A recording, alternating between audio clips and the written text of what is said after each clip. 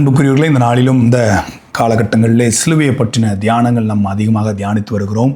சிலுவையின் ஆசீர்வாதங்கள் என்று சொல்லி நமக்கு எதிரடையாக இருந்த கையெழுத்தை, நமக்கு சமாதானத்தை உண்டு பண்ணும் அந்த ஆக்கினையை, நமக்காக ஆண்டவர் வந்த அந்த உன்னத நோக்கத்தை நேற்று தினத்திலே நாம் தியானித்து கொண்டு நம்முடைய பாவங்களை மன்னித்தார், அக்கிரமங்களை மன்னித்தார் என்று சொல்லி இந்த நாளிலும் சிலுவையில் ஆண்டவர் நமக்கு பெற்றுத்தந்த ஆசீர்வாதங்களில் மிக முக்கியமான ஒரு ஆசீர்வாதத்தை நாம் தியானிக்க போகிறோம்.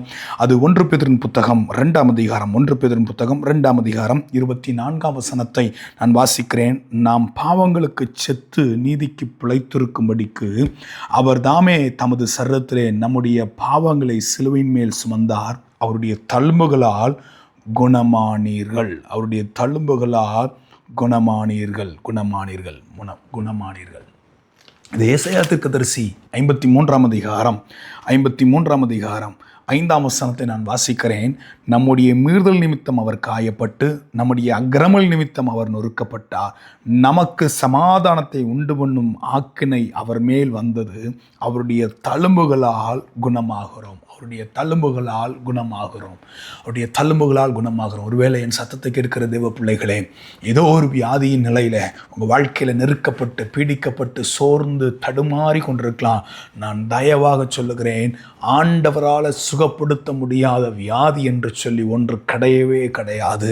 சிறுவனை தழுத்தாகுமின்னு சொல்லி எழுப்பி சுகப்படுத்தின ஆண்டவர், பெரும்பாடுள்ள ஸ்திரீ ஆண்டுடைய வஸ்திரத்தை தொட்டபோது சுகத்தை பெற்றுக்கொண்டதை அனுபவங்களை நாம் வாசிக்கிறோம். நிமிர முடியாத கூனியை எடுத்து தூக்கி நிமிர்த்தின ஆண்டவர், பார்க்க முடியாதவர்களை பார்க்க செய்யக்கூடிய ஆண்டவருடைய கரம் இன்றைக்கும் குன்றி குறுகி போகவில்லை. அவர் அற்புதங்களை செய்வதற்கு ஆயத்தமாக இருக்கிறார்.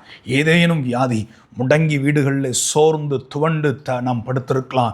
வேதத்திலே நாம் வாசிக்கிறோமே, அவருடைய தழும்புகளால் குணமாகிறோம் என்று சொல்லி வேதத்தில் இன்னும் யாத்ராமத்தின் புத்தகத்திலே நாம் வாசிப்போம் என்றால், யாத்ராமத்தின் புத்தகம் 23ஆம் அதிகாரம் 25ஆம் வசனத்தை நான் வாசிக்கிறேன். உங்கள் தேவனாகிய கர்த்தரையே சேவிக்க கடவீர்கள். அவர் உன் அப்பத்தையும் உன் தண்ணீரையும் ஆசீர்வதிப்பார். வியாதியை உன்னிலிருந்து விலக்குவேன். அப்பத்தையும் தண்ணீரையும் ஆசீர்வதிக்கிற ஆண்டவர் இன்றைக்கு வாக்கு பண்ணுகிறார், வியாதியை உன்னிலிருந்து விலக்குவேன்னு சொல்லி. பழைய ஏற்பாட்டு பரிசுத்தவான்களாகிய அவருக்கு எகிப்திலிருந்து புறப்படும் போது அவர்களுக்கு ஒரு கட்டளையை கர்த்தர் கொடுக்கிறார். யாத்ராகமம் 15ஆம் அதிகாரம் 26ஆம் வசனத்தை நான் வாசிக்கிறேன். நீ உன் தேவனாகிய கர்த்தரின் சத்தத்தை கவனமாய் கேட்டு, அவர் பார்வைக்கு செம்மையானவைகளை செய்து, அவர் கட்டளைகளுக்கு செவி கொடுத்து, அவருடைய நியமங்கள் யாவையும் கை கொண்டால், நான் எகிப்தியருக்கு வரப்பண்ணின வியாதிகளில் ஒன்றையும் உனக்கு வரப்பண்ணேன். நானே உன் பரிகாரியாகிய கர்த்தர் என்றார்.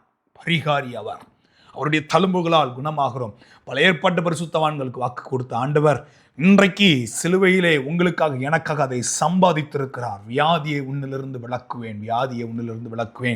ஏதேனும் வியாதியோடு கூட பாடுகளோடு உபத்திரவத்தோடு இந்த சத்தத்தை கேட்பீர்களா? இன்றைக்கு ஆண்டவருடைய சமூகத்தில் கேளுங்க. ஆண்டவரே, உம்முடைய தழும்புகளால் குணமாக்குவேன் என்று சொல்லியிருக்கிறீரே. சிலுவையில் அந்த 2 கால்களில் ஆணி, அந்த 2 கைகளில் ஆணி, ஈட்டி விழாவினால் குத்தப்பட்டது, உடைய முதுகு உளப்பட்டது எனக்காக தானே. அந்த தழும்பின் வல்லமை இன்றைக்கும் குன்றி குறுகி போகவில்லை. இந்த வசனத்தை அப்படியே பிடித்து கொண்டு அவருடைய தழும்புகளால் குணமாகிறோம் என்று எழுதியிருக்கிறதே. பாவங்களை மன்னித்து குணப்படுத்துகிற ஆண்டவர். பழைய ஏற்பாட்டில் ஆண்டவர் அப்பத்தையும் தண்ணீரையும் ஆசீர்வதித்து குணப்படுத்துகிறார். பழைய ஏற்பாட்டில் ஆண்டவர், என் சத்தத்துக்கு நீ கவனமாக செவி கொடு, என் கட்டளைக்கு கீழ்ப்படி, நான் உன்னை சுகப்படுத்துவேன், நானே உன் பரிகாரியான கர்த்தர்னு சொல்லுகிறார். புதிய ஏற்பாட்டில் நாம் வாசிக்கிறோமே, இந்த நாளில் நாம் வாசித்த அதே பகுதியை நான் மீண்டும் வாசிக்கிறேன். 1 பேதுருவின் புத்தகம் 2ஆம் அதிகாரம் 24ஆம் வசனத்திலே, நாம் பாவங்களுக்கு செத்து நீதிக்கு பிழைக்கும்படிக்கு அவர் தாமே தமது சரீரத்தில் நம்முடைய பாவங்களை சிலுவையின் மேல் சுமந்தார். அவருடைய தழும்புகளால் குணமாகிறோம். பழைய ஏற்பாட்டில் கட்டளைகளுக்கு கீழ்ப்படியும் போது ஆண்டவர் சுகத்தை கொடுத்த ஆண்டவர், புதிய ஏற்பாட்டிலே ஆண்டவர் சொல்லுகிறார், பாவங்களை மன்னித்து சுகப்படுத்தக்கூடிய ஆண்டவராக இருக்கிறார். அநேகரை ஆண்டவர் பூமியில உலாவி வரும்போது, வியாதியஸ்தர்களை சுகப்படுத்தும் போது, உன் பாவங்கள் மன்னிக்கப்பட்டது, எழுந்து நட, உன் பாவங்கள் மன்னிக்கப்பட்டது என்று சொல்லி அநேகருக்கு ஆண்டவர் சொல்லியிருக்கிறார். இன்றைக்கு நான் தயவாக சொல்லுகிறேன், ஏதேனும் பாவ உணர்வோடு கூட வியாதியை சுமந்து சொல்லுகிறோமா? பாவத்தை வைத்துக்கொண்டு பாவத்தினால வியாதி நம்முடைய வாழ்க்கையில் இருக்கிறதா? சிலருக்கு வியாதி இப்படியாக இருக்கிறது. யாக்கோபு 5ஆம் அதிகாரம் 16ஆம் வசனத்தை வாசிக்கிறேன். நீங்கள் சொஸ்தம் அடையும்படிக்கு உங்கள் குற்றங்களை ஒருவருக்கொருவர் அறிக்கையிட்டு ஒருவருக்காக ஒருவர் ஜெபம் பண்ணுங்கள். நீதிமான் செய்யும் ஊக்கமான வேண்டுதல் மிகவும் பலனுள்ளதாக இருக்கிறது. நீங்கள் சொஸ்தமடையும்படிக்கு நீங்க வியாதியை விளக்கும்படிக்கு, ஏன்னா 15ஆம் வசனத்துல 14ஆம் வசனத்திலையும் 15ஆம் வசனத்திலையும் அப்படிதானே இருக்கு. அதே யாக்கோபு 5ஆம் அதிகாரம் 14ஆம் வசனத்திலிருந்து வாசிக்கிறேனே, உங்களில் ஒருவன் வியாதிப்பட்டால் அவன் சபையின் மூப்பர்களை வரவழைப்பானாக. அவர்கள் கர்த்தருடைய நாமத்தினாலே அவனுக்கு எண்ணெய் பூசி அவனுக்காக ஜெபம் பண்ண கடவர்கள். அப்பொழுது விசுவாசமுள்ள ஜெபம் பிணியாளியை ரட்சிக்கும். கர்த்தர் அவனை எழுப்புவார். அவன் பாவம் செய்தவனானால் அவனுக்கு மன்னிக்கப்படும். சொல்லிட்டு தான் சொல்றாரு, நீங்க சொஸ்தமடையும்படிக்கு உங்கள் குற்றங்களை ஒருவருக்கொரு அறிக்கையிட்டு ஒருவருக்கொருவராய் ஜெபம் பண்ணுகின்ற. இப்போ ஏதோ ஒரு வியாதியோடு கூட என் சத்தத்தை கேட்பீர்கள் என்றால், சிலுவையிலே ஆண்டவர் சம்பாதித்து கொடுத்த சுகத்திற்கு நீங்கள் தூரமானவர்கள் அல்ல என்பதை நான் சொல்லுகிறேன். நம்முடைய பாவங்களை நாம் அறிக்கை செய்வோம். சொஸ்தம் அடையும்படிக்கு ஒருவர் குற்றங்களை ஒருவர் அறிக்கையிட்டு மன்னிப்போம்.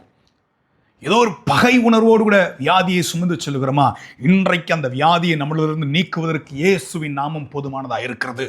யாருக்கு தெரியும், என் சத்தத்தை கேட்டுக்கொண்டிருக்கிற உங்களுடைய வாழ்க்கையில வியாதியை சுகப்படுத்துவதற்கு என் இயேசுவின் நாமம் இப்பொழுது போதுமானதாக இருக்கிறது. இயேசுவின் உயிர் தழுந்த வல்லமை இப்பொழுதும் போதுமானதாக இருக்கிறது. ஏதோ சிலுவையை சுமந்து மரித்த இயேசுவை நான் பேசவில்லை, மரித்து உயிர் தெழுந்த ஆண்டவரை நான் பேசிக் கொண்டிருக்கிறேன். உயிர் தெழுந்த வல்லமை இன்றைக்கும் குன்றி குறுகி போகவில்லை. அவர் உங்களை சுகப்படுத்துவார்.